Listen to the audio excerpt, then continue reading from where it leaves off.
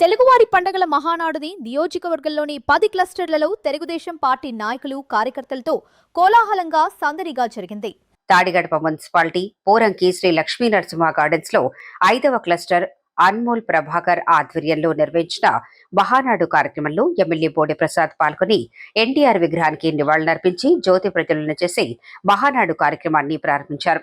అనంతరం ముఖ్యమంత్రి నారా చంద్రబాబు నాయుడు యువ నాయకుడు నారా లోకేష్ ప్రసంగాన్ని ఎల్ఈడి స్క్రీన్ ద్వారా ఎమ్మెల్యే బోడి ప్రసాద్ నాయకులు కార్యకర్తలతో ఆయా క్లస్టర్ పరిధిలో వీక్షించారు.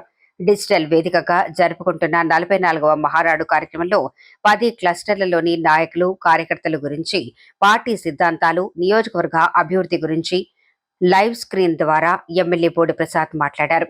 టీడీపీ జాతీయ కార్యవర్గ అధ్యక్షులు నారా లోకేష్ ఆలోచనతో డిజిటల్ వేదికగా నియోజకవర్గంలో 10 క్లస్టర్లలో మహానాడుని పండగలా చేసుకుంటున్నామన్నారు. శ్రీశక్తిగా మహిళలకు స్ఫూర్తిగా మహానాడును నిర్వహించుకుంటున్నాం. చంద్రబాబు నాయుడు అరెస్ట్ చేసిన సమయంలో మహిళలు చేసిన పోరాటం, పార్టీని అధికారంలో తీసుకురావడానికి చేసిన కృషి మరవలేమన్నారు. ఈ కార్యక్రమంలో టీడీపీ నాయకులు, కార్యకర్తలు, మహిళలు పెద్ద సంఖ్యలో పాల్గొన్నారు. ఈరోజు తెలుగుదేశం పార్టీ కార్యకర్తలందరికీ, అలాగే ప్రపంచంలో తెలుగు ప్రజలు ఎక్కడున్నా కానీ అత్యంత వైభవంగా చేసుకునే పండగ మహానాడు. ఈ మహానాడు మన అందరి పండగ. అన్న నందమూరి తారక రామారావు గారి జన్మదినోత్సవం సందర్భంగా పార్టీ స్థాపించిన దగ్గర నుంచి కొన్ని ప్రత్యేక సందర్భాల్లో తప్పితే ప్రతి సంవత్సరం కూడా ఈ మహానాడుని ప్రతి సంవత్సరం 3 రోజులు జరుపుకునే విధంగా ఒక పండగలాగా జరుపుకుంటాం.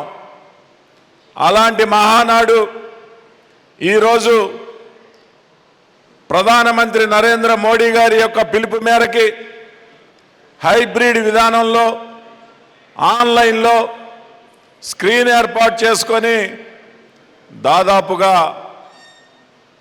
1850 చోట్ల ఇదే విధంగా రాష్ట్ర వ్యాప్తంగా మహానాడుని అత్యంత వైభవంగా జరుపుకుంటా ఉన్నాం.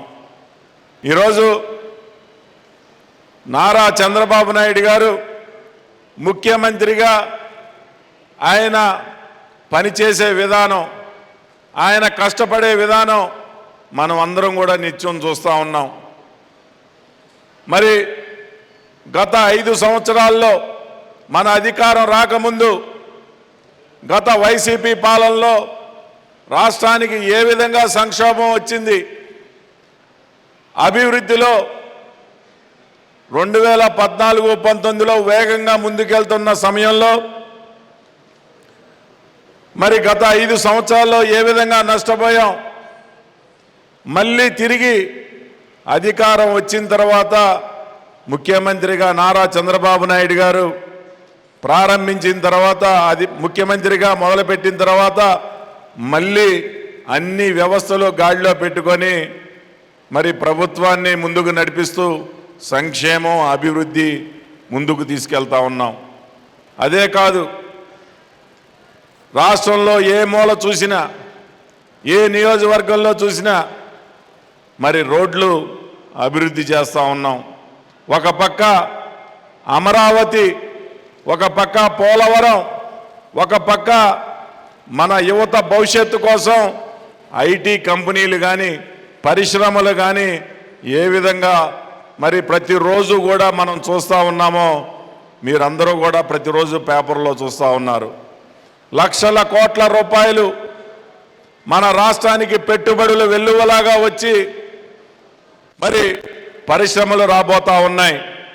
యువ నాయకులు మన నారా లోకేష్ గారు మరి వర్కింగ్ ప్రెసిడెంట్గా పగ్గాలు చేపట్టక ముందే ఆయన యొక్క సమర్థత మనం అందరం కూడా చూసాం. దాదాపు 2014-19లోనే ఆయన చేపట్టిన చేర్పులు, మార్పులు 53 లక్షల సభ్యత్వాలు టెక్నాలజీ ద్వారా తీసుకొని మరి 53 లక్షల మంది సభ్యుల్లో ఏదైనా కుటుంబ సభ్యుడికి ఏదైనా ఆపద వస్తే మరి ఆ ఇన్సూరెన్స్ కానీ 5 లక్షల రూపాయలు ఆ కుటుంబానికి చెందే విధంగా మరి ఎన్నో కుటుంబాలను ఆదుకున్న ఘనత నారా లోకేష్ గారు తీసుకున్న ఆ నిర్ణయం వలన వచ్చిందని ఈ సందర్భంగా తెలియజేస్తున్న కార్యకర్తల సంక్షేమం కోసం ఈరోజు విద్యాశాఖ మంత్రిగా మరి అనేక మార్పులు తీసుకొచ్చి ప్రైవేటు స్కూల్స్కు పోటాపోటీగా ఈరోజు గవర్నమెంట్ స్కూల్స్లో ర్యాంకులు వస్తూ ఉన్నాయి అనంటే అది మన యువ నాయకులు నారా లోకేష్ గారి యొక్క సమర్థత అని చెప్పి ఈ సందర్భంగా తెలియజేస్తా ఉన్నా. అలాగే మన రాష్ట్ర పార్టీ అధ్యక్షులు పల్లా శ్రీనివాస్ గారు ఒక వెనకబడిన బీసీ నాయకులు రాష్ట్రంలోనే దాదాపు 97,000 మెజార్టీతో గెలిచిన వ్యక్తి ఆయన రాష్ట్ర పార్టీ అధ్యక్షులుగా చేపట్టి మరి ఆయన ఆధ్వర్యంలో పార్టీని మరింత వేగంగా ముందుకు తీసుకెళ్తా ఉన్నాం. అభివృద్ధి కార్యక్రమాలు మన నియోజకవర్గంలో చెప్పాలి అంటే దానికే గంట సమయం పట్టుద్ది. నేను ఒకటే చెప్తా ఉన్నా, శాసనసభ్యుడిగా రెండవసారి ఎన్నికైన మొదటి రోజు నుంచి ఈ నియోజకవర్గంలో ఏ విధంగా ఎక్కడ ఏ రోడ్డు వేయాలి, ఎక్కడ ఏ అభివృద్ధి కార్యక్రమం చేయాలి అనే పైన దృష్టి పెట్టాను. మీరు చూసుకుంటే 14-19లో మనం మొదలుపెట్టిన యనమల కుదురు వంతెన, మీ కళ్ళ ముందు కనబడే సిద్ధార్థ ఇంజనీరింగ్ కాలేజీ ఫ్లైఓవర్, ఇవన్నీ కూడా 90% మన ప్రభుత్వంలో పూర్తి చేస్తే గత చేతకాని ప్రభుత్వం 5 సంవత్సరాలు 90% పూర్తయిన పనిని పూర్తి చేయలేని అసమర్థ ప్రభుత్వం వైఎస్ఆర్సీపీ ప్రభుత్వం, ఆ ముఖ్యమంత్రి అని చెప్పి సందర్భంగా తెలియజేస్తా ఉన్నా. వచ్చిన 6 నెలల కాలంలోనే ఇంజనీరింగ్ కాలేజీ ఫ్లైఓవర్ పూర్తి చేసుకున్నాం, యనమల కుదురు వంతెన పూర్తి చేసుకున్నాం, కానూరు దగ్గర నుంచి ముదునూరు గ్రామం వరకు 14-19లో ఏ విధంగా అభివృద్ధి చేశామో అదే విధంగా ఈ 2 సంవత్సరాల్లో కూడా మరి ఇందాక చెప్పుకున్నాం. యనమల కుదురు వంతెన కాడి నుంచి ఇంజనీరింగ్ కాలేజీ ఫ్లైఓవర్ దగ్గర నుంచి కానూరులో మునిగిపోయి మోకాళ్ళ లోతు నీళ్ళల్లో ఉన్న రోడ్లన్నింటినీ కూడా డ్రైనేజీలు నిర్మాణం చేసుకోవటం కానీ, రోడ్లు నిర్మాణం చేసుకోవటంలో కానీ, పోరింగ్లో రోడ్లు నిర్మాణంలో చేసుకోవటంలో కానీ, యనమల కుదురులో రోడ్లు అభివృద్ధి చేసుకోవటంలో కానీ, తాడిగడపలో రోడ్లు అభివృద్ధి చేసుకోవటంలో కానీ, మరి పెనమల్లూరులో గ్రామంలో కూడా అనేక రోడ్లు అభివృద్ధి చేయడంలో కానీ ఏ విధంగా మనం ఈ 2 సంవత్సరాల్లో అభివృద్ధి చేశామో మీ అందరి సమక్షంలో మీరందరూ కూడా మీ అందరి ఆధ్వర్యంలోనే రోడ్లు శంకుస్థాపన చేసుకున్నాం, ప్రారంభోత్సవం చేసుకున్నాం. ఇది తెలుగుదేశం పార్టీ కూటమి ప్రభుత్వం యొక్క అభివృద్ధి అని ఈ సందర్భంగా తెలియజేస్తా ఉన్నా. చూసాం మొన్న ఉప్పులూరు నుంచి మద్దూరు దాకా దాదాపు 10 సంవత్సరాలు నరక యాతన పడ్డారు. నేను ఆ ఊరు వెళ్ళాలంటేనే నాకు సిగ్గుగా అనిపించేది. ఎందుకు త్వరగా నిధులు ఖర్చు పెట్టి రోడ్డు అభివృద్ధి చేయలేకపోతున్నాం అని చెప్పేసి పట్టుబట్టి నిధులు సాధించుకొచ్చాం. కొంతమంది ప్రైవేటు వ్యక్తుల భాగస్వామ్యంతో 3.5 మీటర్ల రోడ్డుని 7 మీటర్ల రోడ్డుగా కొన్ని ప్రాంతాల్లో అభివృద్ధి చేశాం. అలాగే ఈరోజు గోసాల సెంటర్ నుంచి మద్దూరు దాకా, మరి ఈ వణుకూరు ఊరు బయట దాకా 7 మీటర్ల రోడ్డుని, అక్కడి నుంచి మద్దూరు దాకా 5 మీటర్ల రోడ్డుని పనులు వేగంగా జరగబోతా ఉన్నాయి. అవి కాకుండా మరి ఆకునూరు నుంచి కడవకొలు దాకా, అలాగే చాలా గ్రామాల్లో ఇప్పుడు తెన్నేరు కానీ, చోడవరం కానీ, ఇంతకుముందు మారేడుమాక కానీ, గొల్లగూడెం కానీ, ఇలా చూసుకుంటే కాసన్నేని వారిపాలెం కానీ ప్రధాన రహదారులన్నీ కూడా రోడ్లు వెడల్పు చేసి పట్టణంలో ఏ మాదిరిగా అయితే రోడ్లు అభివృద్ధి చేస్తారో అదే విధంగా అభివృద్ధి చేస్తూ ఉన్నాం. చేసింది గొప్పగా చెప్పుకోవటం కాదు, చేయాల్సింది కూడా చాలా ఉందని మీ అందరికీ తెలియజేస్తా ఉన్నా. అయితే ఇక్కడ మాట్లాడుకోవాల్సింది చాలా ఉంది. ఇంకా మన పార్టీ కార్యకర్తలు కష్టపడ్డారు. 19 నుంచి 24 దాకా, ముఖ్యంగా మహిళలు ఈరోజు ఈ మహానాడు మహిళలకు అంకితం చేశారు. మహిళల్ని స్ఫూర్తిగా తీసుకొని ఈరోజు ఈ మహానాడు మహిళా మహానాడుగా నామకరణం చేసి ఈరోజు మీ అందరి సమక్షంలో ఈరోజు మహానాడు జరగబోతా ఉంది.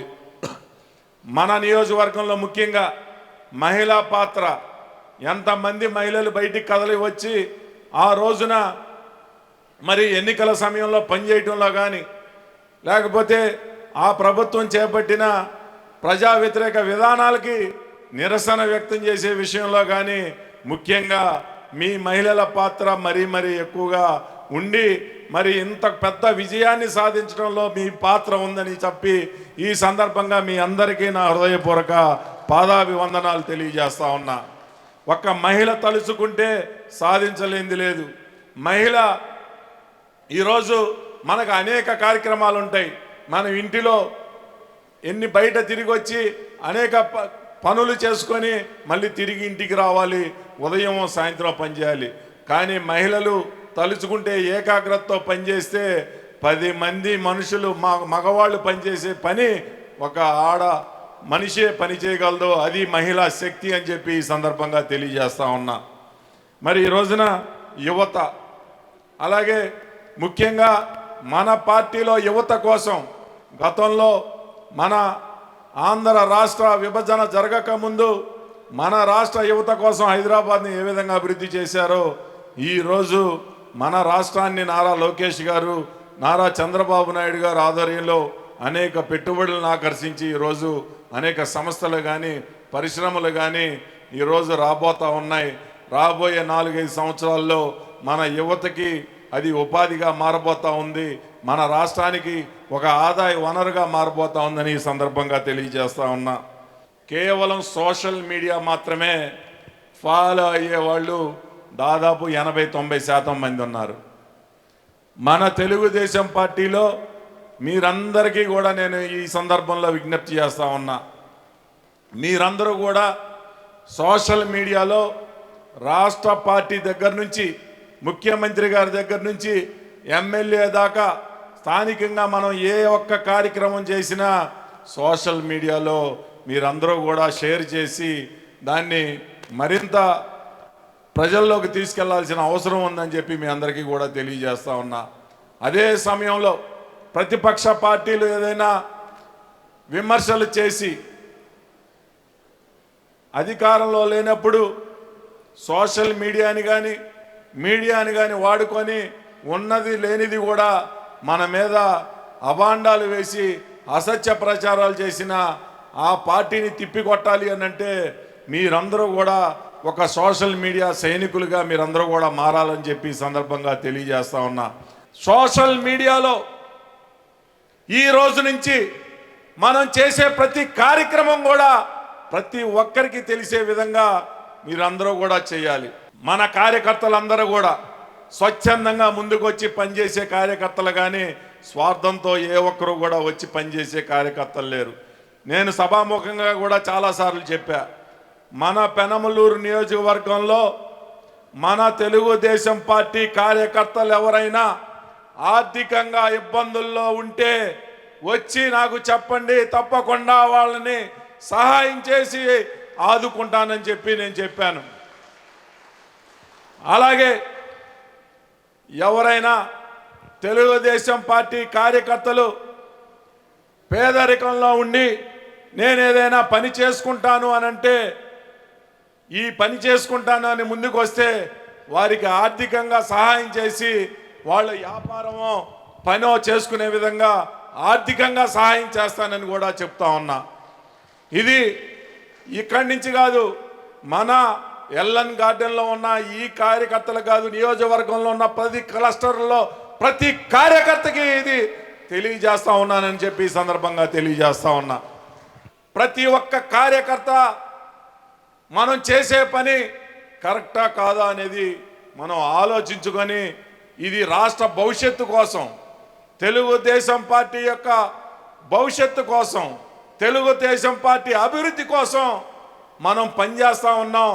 మనం చేసే పని తెలుగుదేశం పార్టీకి ఒక ఓటు పెరిగే విధంగా ఉండాలి, కానీ ఒక ఓటు తగ్గే విధంగా ఉండకూడదు అని చెప్పేసి మనం అందరం కూడా పని చేయాల్సిన అవసరం ఉందని ఈ సందర్భంగా తెలియజేస్తా ఉన్నా.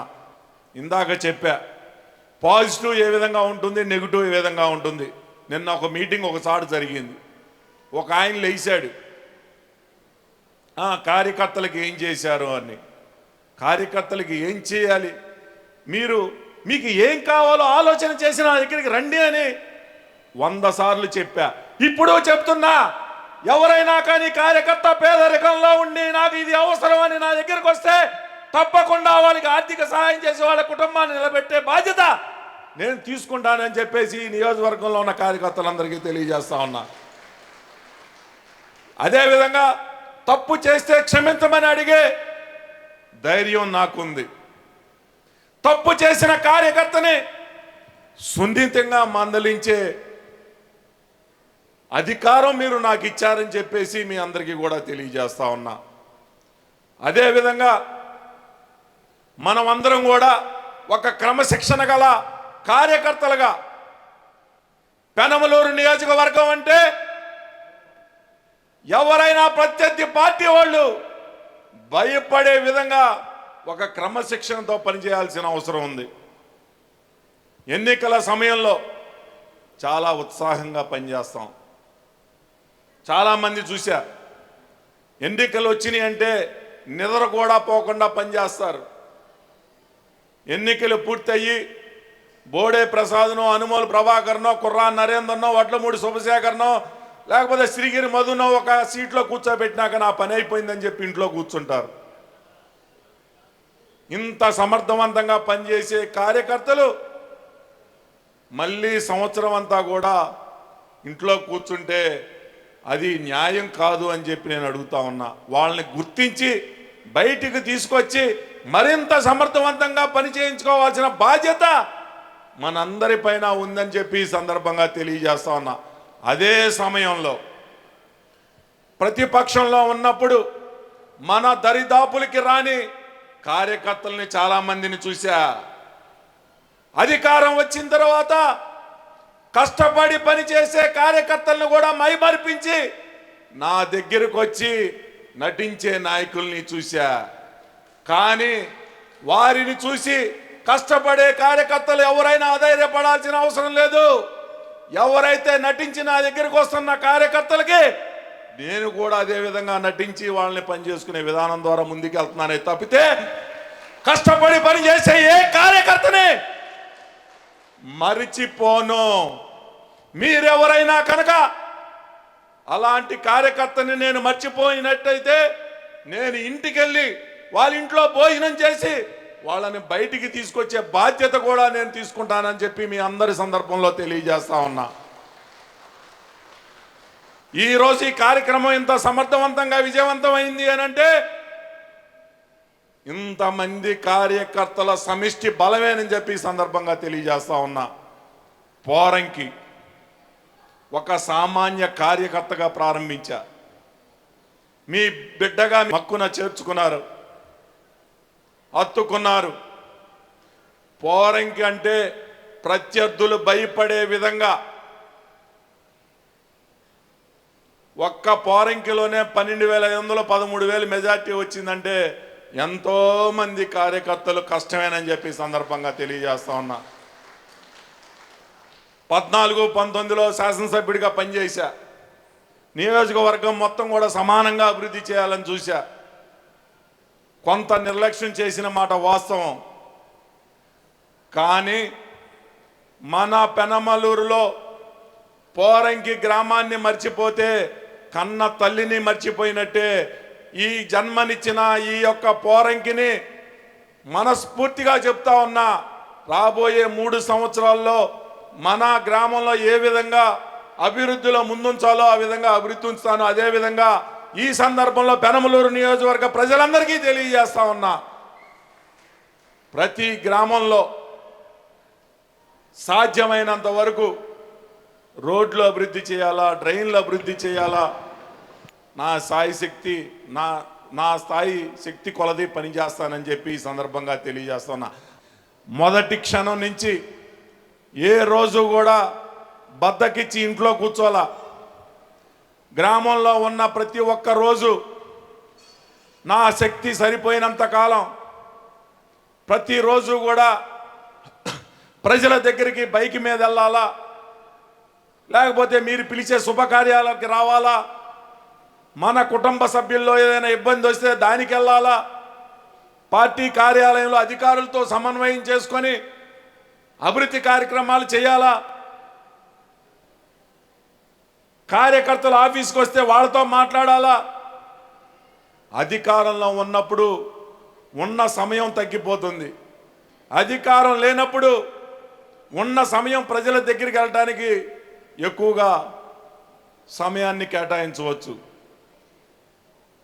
ఇలాంటి సందర్భంలో మీరు ఆ పాత్ర తీసుకొని ప్రజలతో సన్నిహిత సంబంధాలు కలిగి ప్రజలకి ఏ ఇబ్బంది వచ్చినా వెంటనే మా నోటీసుకి తీసుకొస్తే అధికారులతో మాట్లాడి వెంటనే ఆ సమస్య పరిష్కారం కావటానికి అవకాశాలు ఉంటాయి. కాబట్టి మరీ ముఖ్యంగా పల్లె వాతావరణంలో ఒక సర్పంచ్ గ్రామ పార్టీ ప్రెసిడెంట్కి వెళ్ళి సమస్య చెప్పుకుంటారు, పట్టణంలో ఏ మూల ఏం జరుగుతుందో తెలియదు. మరీ ముఖ్యంగా మున్సిపల్ పరిధిలో ఉయ్యూరు కానీ తాడిగడప కానీ ఏ సమస్య వచ్చినా డివిజన్ ప్రెసిడెంట్లుగా కార్యకర్తలుగా మీ అందరి దగ్గర నా ఫోన్ నెంబర్ ఉంది. మీరు వెంటనే నాకు చెప్పినట్లయితే ఆ సమస్య ఏ విధంగా పరిష్కారం చేయాలో అధికారులతో చర్చించి వెంటనే పరిష్కారం చేస్తానని ఈ సందర్భంగా తెలియజేస్తా ఉన్నా. అదే కాదు, మన నియోజకవర్గంలో ఇప్పటికీ ఈ ఒక్క 2 సంవత్సరాల కాలంలో 263 కోట్ల రూపాయలు ఖర్చు పెట్టాం. అభివృద్ధి కోసం రోడ్లు, డ్రైనేజీలు, ఇన్ఫ్రాస్ట్రక్చర్ కోసం 262 కోట్ల రూపాయలు ఈ ఒక్క 2 సంవత్సరాల్లో ఖర్చు పెట్టారంటే సామాన్యమైన విషయం కాదు. అలాగే ముఖ్యమంత్రి సహాయ నిధి 17,60,00,000 రూపాయలు ఇచ్చాం. ప్రతి వారం చెక్కులు ఇస్తున్నాం, ప్రతిరోజు ఎల్ఓసీలు ఇస్తున్నాం. గత 5 సంవత్సరాల్లో 14-19 మనం అధికారంలో ఉన్నప్పుడు 13-14 కోట్లు ఇస్తే రాష్ట్రంలోనే అత్యధికంగా ముఖ్యమంత్రి సహాయ నిధి ఇచ్చామనుకున్నా. కానీ ఈ 2 సంవత్సరాల్లోనే 17,60,00,000 ఇచ్చామంటే సామాన్యమైన విషయం కాదు. ఇంకా 3 సంవత్సరాలు ఉంది. మరి ఏ విధంగా ఆరోగ్యరీత్యా అనారోగ్యం పాలయ్యి ఇబ్బందులు పడుతున్న కుటుంబాలకి 17,60,00,000 రూపాయలు ఆర్థికంగా వాళ్ళందరినీ ఆదుకున్నాము అని అంటే అది ముఖ్యమంత్రి నారా చంద్రబాబు నాయుడు గారి యొక్క దయాగుణం అని చెప్పి ఈ సందర్భంగా తెలియజేస్తా ఉన్నా. ఎందుకంటా ఉన్నాను అంటే గత 5 సంవత్సరాల్లో నవరత్నాలు అన్నాం, సంక్షేమ పథకాలు అన్నాడు, అవి చేశాం ఇది చేశామన్నాడు. ఒక ముఖ్యమంత్రి సహాయ నిధి ఇవ్వలా, ఒక రోడ్డు వేయలా, ఒక గుంత పూడ్చలా. మరి ఈ రోజున ఇన్ని సంక్షేమ కార్యక్రమాలు చేస్తూ ఉన్నాం. ఒక పక్క రాజధాని అభివృద్ధి చేస్తూ ఉన్నాం, ఒక పక్క పోలవరం అభివృద్ధి చేస్తూ ఉన్నాం, ఒక పక్క నియోజకవర్గాల్లో రోడ్లు వేసుకుంటా ఉన్నాం. మరి అభివృద్ధి సంక్షేమం ఇన్ని చేస్తూ ఉన్నామే. గతంలో ఇవన్నీ కూడా ఆ ముఖ్యమంత్రి మరి పదే పదే మనల్ని విమర్శించే ఆ ముఖ్యమంత్రి కేవలం అవినీతి కోసం రాష్ట్రాన్ని నిట్ట నిలువునా దోచుకున్న ఆ వైఎస్ జగన్మోహన్ రెడ్డి ఎందుకు సమర్థవంతంగా ఇన్ని కార్యక్రమాలు చేయలేకపోయారని చెప్పి పెనమలూరు నియోజకవర్గం తరఫున మనమందరం కూడా ప్రశ్నిస్తూ ఉన్నాం. ఇదే కాదు, ఈరోజు కొత్తగా ఒక ఆయన వచ్చాడు. మున్సిపాలిటీలో ఎమర్జెన్సీలో కొన్ని పనులు చేస్తూ ఉన్నాం, టెండర్ పిలవకుండా వస్తూ ఉంటే అదేదో ప్రపంచంలో ఏదో అవినీతిలాగా వర్క్ చేసినాక ఎమర్జెన్సీ వర్క్ చేసిన కానూరే తీసుకుందాం. కానూరు రంగాగారి బొమ్మ దగ్గర మెయిన్ రోడ్డుకి డ్రైనేజ్ కట్టాం. ఆ రంగాగారి బొమ్మ దగ్గర నుంచి చెరువు దాకా డ్రైన్ కట్టాలి, ప్రధాన రహదారి వేయాలి అంటే డ్రైన్కి టెండర్ పిలిచి రోడ్డు వేయాలంటే 2-3 నెలలు ఆలస్యం అవుతుందని చెప్పేసి డ్రైనేజ్ కాంట్రాక్టర్తో కట్టించేసాం. కట్టించినాక టెండర్ పిలిచి మళ్ళీ వాళ్ళకి డబ్బులు చెల్లించాం. చెల్లిస్తే ఇది కట్టేసిన డ్రైన్కి టెండర్ పిలిచారు. ఇది అవినీతి అంట. నేను ఇదే సభాముఖంగా ఛాలెంజ్ చేస్తున్నా, ఈ మున్సిపల్ పరిధిలో ₹1 అవినీతి నిరూపిస్తే తప్పు చేశామని ఒప్పుకుంటా. అదే సమయంలో లేనిపోని అబండాలు వేస్తే నువ్వు విమర్శలు చేయి, ప్రజల యొక్క ఇబ్బందుల గురించి మాకు గుర్తు చేయి, పోటీ పడదాం. నువ్వు ఏ సమస్య తెలుస్తావో ఆ సమస్య పరిష్కారం కోసం మరింత వేగంగా పనిచేస్తా. అంతేకాని లేనిపోయిన అబద్ధాలు మరి బురదలు జల్లితే మాత్రం సహించేది లేదు అని చెప్పి ఈ సందర్భంగా తెలియజేస్తా ఉన్నా. అదే సమయంలో మరి ప్రతి నెల పెన్షన్స్ మన నియోజకవర్గంలో 15,84,00,000 డబ్బులు పేదలకి 4,000, 6,000, 10,000, 15,000 రూపాయలతో ప్రతి నెల గ్రామాల వారీగా డివిజన్ల వారీగా 15,84,00,000 రూపాయలు పెన్షన్ల రూపంలో ఇస్తున్నాం. అలాగే తల్లికి వందనం ప్రతి సంవత్సరం కూడా ఒక కుటుంబంలో ఎంతమంది బిడ్డలుంటే అంతమంది బిడ్డలకి 42 కోట్ల రూపాయలు మరి తల్లుల అకౌంట్లో వేస్తున్నామని చెప్పి ఈ సందర్భంగా తెలియజేస్తా ఉన్నా. పోరంకిలో ఎమ్మెల్యే ఆఫీస్ అంటే ఏదో ఒక టైపిస్ట్ని గవర్నమెంట్ ఇచ్చిన పిఏని నా ఎంటి తిరిగే కుర్రాళ్ళతో ఒక డ్రైవర్తో నడుపుకోవచ్చు. కానీ ఈ రోజున మన ఆఫీసులో 15 మంది స్టాఫ్తో నడిపిస్తున్నాం. ఇది పార్టీ కార్యాలయంలాగా ఉందాక ఒక గవర్నమెంట్ ఆఫీసు లాగా ఏ ఒక్క సామాన్యుడు వచ్చినా ప్రతి ఒక్క సమస్యకి స్పందించే విధంగా మనం కార్యాలయంలో సిబ్బందిని నియమించుకున్నాం. నేను ఒకటే ఈ సందర్భంలో మీ అందరికీ తెలియజేయాలి, చాలామంది మనకు లేని దానికోసం ఆలోచిస్తాం, ఉన్నదానితో తృప్తిపడం, ఉన్నదాని గురించి ఆలోచించి మన ఆరోగ్యాన్ని రక్షించుకోం, లేని దాని గురించి ఆలోచించి ఆరోగ్యాన్ని చెడగొట్టుకుంటాం.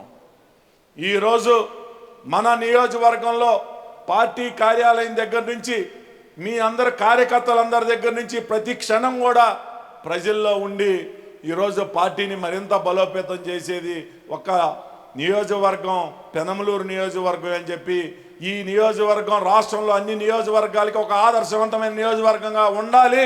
భవిష్యత్తులో ఈ నియోజకవర్గంలో భారీ మెజార్టీ ఇంతకన్నా రాష్ట్రంలో ప్రథమ స్థానంలో నిలబడే విధంగా మీ అందరి సహకారంతో మళ్ళీ భారీ మెజార్టీతో తెలుగుదేశం పార్టీని ఇక్కడ గెలిపించాలి అని చెప్పేసి మీ అందరికీ కూడా హృదయపూర్వకంగా తెలియజేస్తూ నేను ఎప్పుడు కూడా ఒకటే చెప్తా, చాలాసేపు మాట్లాడాం, ఇంకా మాట్లాడాల్సినవి కూడా చాలా రాసుకున్నా, కానీ టైం లేదు.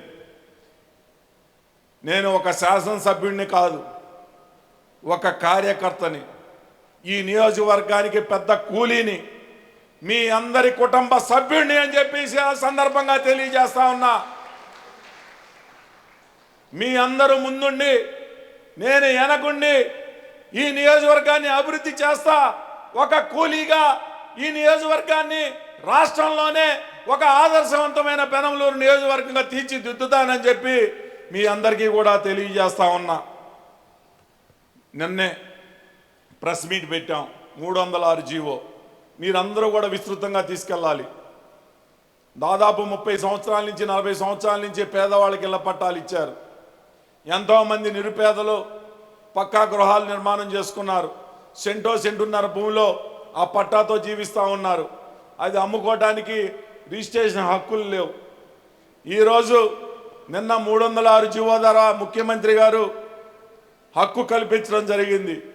ఎవరైతే పట్టా తీసుకున్నారో ఆ పట్టా తీసుకున్న వాళ్ళు నేరుగా రిజిస్ట్రేషన్ కార్యాలయానికి వెళ్ళి మనం ఎవరికైనా రిజిస్ట్రేషన్ చేసుకోవచ్చు, అమ్ముకోవచ్చు. 90 రోజుల తర్వాత ఆ వ్యక్తి మళ్ళీ ఇంకొకరికి అమ్ముకోవచ్చు. ఆ హక్కుని, యాజమాన్యపు హక్కుని పేదవారందరికీ కల్పించిన ఘనత నారా చంద్రబాబు నాయుడు గారిది, కూటమి ప్రభుత్వాన్ని మీ అందరి తరపున హృదయపూర్వకంగా ఆయన్ని కృతజ్ఞతలు తెలియజేస్తా ఉన్నానని చెప్పి సందర్భంగా తెలియజేస్తా ఉన్నా. అదే సమయంలో ఈ పేదవారు ఎక్కడైనా ఇంటి పట్టా పోగొట్టుకున్నా కానీ మన పార్టీ వారిని సంప్రదించినట్లయితే, అది నా దృష్టికి తీసుకొచ్చినట్లయితే ఎంఆర్ఓతో మాట్లాడి వాళ్ళకి పట్టా ఇప్పించి, ఇంకా దీంట్లో మరి బీఫామ్ పట్టా ఎవరైనా కొనుక్కున్నట్లయితే వాళ్ళకి రిజిస్ట్రేషన్ రైట్ ఉండదు. కాబట్టి మీకు అమ్మిన వాళ్ళు ఎవరైనా వచ్చి రిజిస్ట్రేషన్ చేస్తే రిజిస్ట్రేషన్ కూడా చేసుకోవచ్చు. ఇలాంటి అవకాశం కల్పించినందుకు ఎక్కడైనా 1-2 చిన్న లోపాలు ఉంటే అది ముఖ్యమంత్రి గారి దృష్టికి తీసుకెళ్ళి, ఇది పేదవారికి ఉపయోగపడే 306 జీవో, వారికి ఆ ఆస్తి రిజిస్ట్రేషన్ చేసుకోవచ్చు, బ్యాంకులో లోన్ తీసుకోవచ్చు, పిల్లల చదువు కోసం ఉపయోగించుకోవచ్చు. దేనికైనా ఆస్తి విలువ తగ్గకుండా ఇప్పుడు రెట్టింపయ్యే రిజిస్ట్రేషన్ వాల్యూ యాజమాన్యపు హక్కు వచ్చిందని ఈ సందర్భంగా తెలియజేస్తూ, మరొక్కసారి మన పెనమలూరు నియోజకవర్గ తెలుగుదేశం పార్టీ ప్రతి ఒక్క కార్యకర్తకి మనలో చిన్న చిన్న లోపాలు ఉంటాయి. మనం ముందుకెళ్ళాలి తప్పితే అవి తలుచుకొని మరి పార్టీని బలహీనపరచకూడదు. మళ్ళీ ఒకసారి చెప్తా ఉన్నా, ప్రతి ఒక్క కార్యకర్తకి నిజంగా ఎవరికైనా ఇబ్బందులు వస్తే ఆదుకుంటానికి తప్పకుండా ముందుంటామని ఇందాక చెప్పాను, మళ్ళీ చెప్తున్నాను. తప్పకుండా మీ అందరి సహకారంతో పెనమలూరు నియోజకవర్గాన్ని ఒక ఆదర్శవంతమైన నియోజకవర్గంగా తీర్చిదిద్దుతానని తెలియజేస్తూ